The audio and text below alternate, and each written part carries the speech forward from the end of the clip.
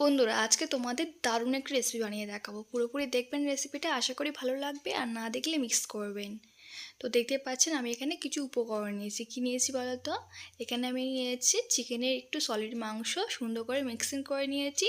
আর তাতে দিয়েছি পেঁয়াজ কুচি, ধনিয়া পাতা কুচি, লঙ্কা কুচি এবং আদা রসুন পেস্ট।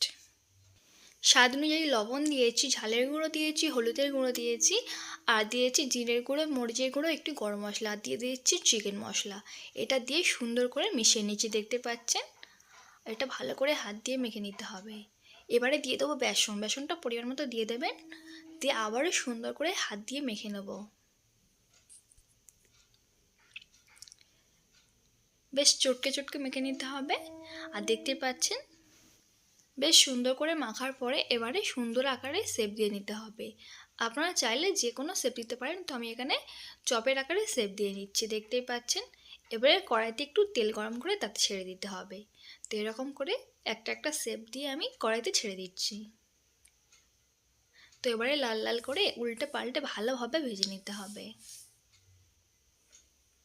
তো দেখতে পাচ্ছেন কতটা লোভনীয় লাগছে। তো এরকম লো আছে, এটা সুন্দর করে ভেজে নিতে হবে। বন্ধুরা এই চপটা খেতে এত বেশি মজার হয় কি বলবো, আপনারা বাড়িতে না ট্রাই করলে বুঝতেই পারবেন না।